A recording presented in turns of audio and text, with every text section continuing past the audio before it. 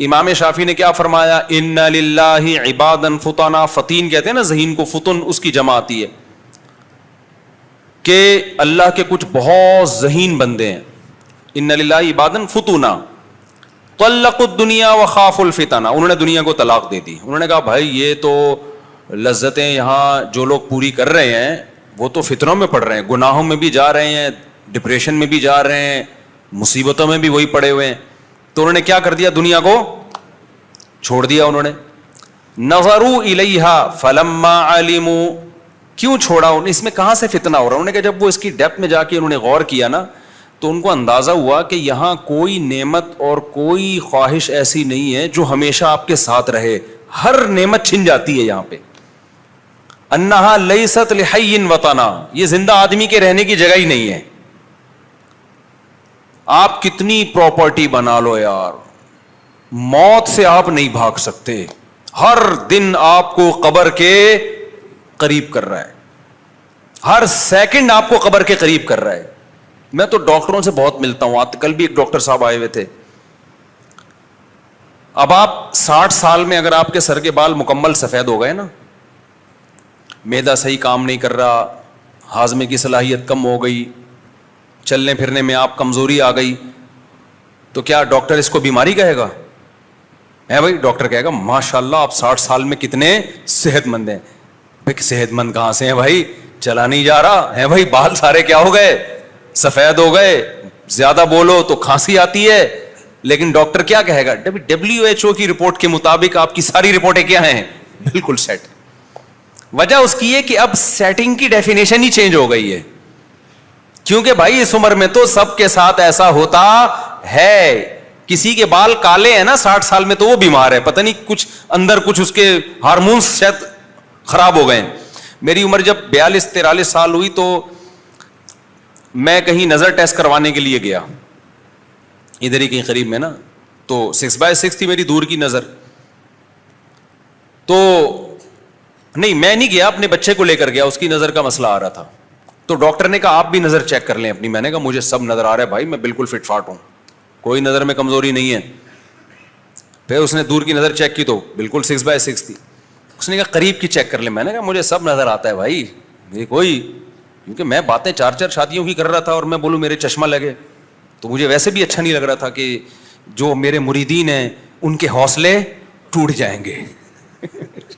وہ بولیں گے کہ جناب یہ ہمارے جو پیر و مرشد جن کے سن کے ہم نے 4 شادیاں، ان کے تو اپنی آنکھیں خراب ہو گئی ہیں، تو ایسا تو نہیں کہ شادیوں کی وجہ سے خراب ہو گئی ہیں. تو اس لیے میں نہیں مانتا تھا کہ میری، حالانکہ اس کا شادیوں سے کوئی تعلق نہیں ہے، نظر کی کمزوری کا ایک مثال دے رہا ہوں. تو میں نے کہا بھائی واقعی میں مطالعہ کرتا ہوں، مجھے کوئی پرابلم نہیں. انہوں نے کہا بھائی ایسا نہیں ہے مفتی صاحب، 40 سال کے بعد لازمی قریب کی نظر کمزور ہوتی ہے، یہ ہو نہیں سکتا کہ آپ کی نہ ہوئی ہو کمزور. میں نے کہا ہو کیوں نہیں ہوا ہے کوئی تحریر. میں واقعی پڑھ کے انہوں نے کہا چشمہ لگا کے پڑھو. جب میں نے چشمہ لگایا تو ایسا کھلا ڈلا مزے کا نظر آ رہا ہے. اس نے کہا آپ، کیونکہ یہ چیز آہستہ آہستہ ہوتی ہے نا تو پتہ ہی نہیں چلا. تو نظر تو آ رہا ہے آپ کو، نظر تو آ رہا ہے لیکن وہ دھندلا آ رہا ہے. آپ اس کو سمجھ رہے ہو کہ چونکہ میں پڑھ سکتا ہوں، اب وہ نہیں آ رہا جیسے 40 سال سے پہلے آتا تھا. تو ایک دفعہ چشمہ لگاؤ نا، تو لگایا اور واقعی اتنا کلیئر. میں نے کہا یار یہ تو بہت غلط ہو گیا، تو آپ مجھے ایسی کوئی میڈیسن دیں آئی اسپیشلسٹ سے. میں نے کہا بھائی میں چاہ رہا ہوں کہ وہ، انہوں نے کہا اب نہیں ہو سکتا، کچھ بھی کھا لو الٹا لٹک جاؤ، مچھلی کھا لو، گاجر کے جوس پی لو، لوگ کہتے ہیں نا گاجر کا جوس پینے سے یہ ہوتا ہے، اب نہیں ہوگا. اور یہ ابھی تو 1 نمبر لگ رہا ہے، اب یہ 1 سے 2 تو ہو سکتا ہے، 2 سے 4 بھی ہو سکتا ہے، ریورس نہیں ہوگا. خیر میں نے پھر اور ڈاکٹروں سے رابطہ کیا، انہوں نے کہا یہ نہیں ہو سکتا. خیر وہ 1 سے 1.5 نمبر تک ہوا ہے، ابھی 1.5 سے آگے الحمدللہ نہیں بڑھا. پھر میں نے 2-3 اور ڈاکٹروں سے پوچھا، انہوں نے کہا 40 سال کے بعد اگر قریب کی نظر بھی کمزور نہیں ہو رہی نا تو یہ کوئی ٹیکنیکل فالٹ ہے. اس کا یہ تو ہو سکتا ہے کچھ اندر کوئی فالٹ ہے آپ کے، یہ نہیں ہو سکتا کہ قریب کی نظر خراب نہ ہو. ایک اور ہمارے جاننے والے ابھی آئے نا، وہ بھی 45-46 سال کے. میں نے کہا آپ قریب کا چشمہ لگاتے ہیں؟ انہوں نے کہا نہیں. میں نے کہا بھائی آپ کی نظر کمزور ہے. کہہ رہے میں نہیں لگاتا چشمہ، میری کوئی. میں نے کہا میں بھی یہی سمجھتا تھا. پھر ان کے بھی لگوا دیا ہم نے، ٹھیک ہے نا. لگوا لیا. تو کہنے کا مقصد کیا ہے، میڈیکل سائنس بھی یہاں آ کے فیل ہے. डॉक्टर भी यहां आके वो कॉम्प्रोमाइज कर लिया है कि भाई मौत तो है। तभी डॉक्टर जो एंटी एजिंग चीजें आपको बताते हैं ना कि आप ये चीजें खाएं तो आप जल्दी बूढ़े नहीं होंगे, आप देर से मरेंगे, आप देर तक जवान रहेंगे, वो तमाम डॉक्टरों का इत्तेफाक है कि एंटी एजिंग का मतलब ये नहीं होता कि रिवर्स होना शुरू हो जाएं, आप एज आपकी उल्टी होना शुरू हो जाए। उसका मतलब ये होता है कि अगर आपने 60 साल में बूढ़े होना था तो ये खुराक खाएंगे तो 65 में हो जाएंगे आप, और बहुत अच्छी सेहत का ख्याल किया तो जो बुढ़ापा 60 में आना था वो 70 में आ जाएगा। ये नहीं हो सकता कि आपने हर वक्त जैतून पीना शुरू किया और देसी घी और सुबह शाम एक्सरसाइज और शहद और जनाब कुश्ते मुश्ते खाना शुरू किए, अब जनाब 60 साल में आप आके रुक गए हैं, 60 और 70 में कोई फर्क ही नहीं हो रहा। ऐसा नहीं है मेरे भाई, जैसे जैसे उम्र बढ़ना शुरू होगी उस बुढ़ापे के प्रोसेस को स्लो तो किया जा सकता है, रोकना किसी के बाप में भी दम नहीं है।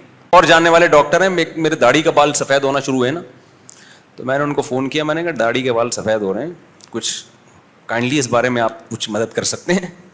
ठीक। तो कोई दवा, कोई मेडिसिन, कोई सप्लीमेंट? तो उन्होंने कहा कि मुफ्ती साहब अब आपकी एज कितनी? मैंने बताया इतनी हो गई। उन्होंने कहा कि अब आप इस पे गनीमत शुक्र अदा करें कि बाल हैं, अब इस पे ना टेंशन लेके बाल सफेद हो रहे हैं। अब तो इस उम्र में जितने बाल बच जाए ना, इस पे अल्लाह का लाख लाख, एक एक बाल को संभाल के रखें। इस पे ये नहीं कि इतने से रह गए, जितने रह गए ना उस पे अल्लाह का शुक्र अदा करो। देखो जब डाकू कोई चीज आपसे छीनता है ना, मोबाइल छीन के भाग गया तो आप घर में आते हैं, अम्मी मेरा मोबाइल डाकू ने यहाँ, माँ मोबाइल को नहीं देखती, माँ कहती तेरी जान बच गई। माँ यही कहती है ना कि बेटा मोबाइल गया, तेरी कनपटी पे बंदूक रखी थी, मुझे तो खुशी इस बात की हो रही है अल्लाह ने तुझे जिंदगी दे दी। तो 40 साल के बाद जितने बाल आपके सर पे रह जाएं या दाढ़ी पे रह जाएं तो आप अल्लाह का ये शुक्र अदा करें ये रह गए हैं, ठीक है ना। अल्लाह चाहता तो ये भी चले जाते, तो अल्लाह चाहता तो ये भी चले जाते हैं, तो ये अल्लाह का बहुत बड़ा शुक्र है। तो आप जितना भी जोर लगा लो मेरे भाई, बुढ़ापा आएगा। ये जो कुरान मजीद की आयत है, अवलम नुअम्मिरकुम मा यतज़क्करु फीहि मन तज़क्करा व जाअकुमुन नज़ीर।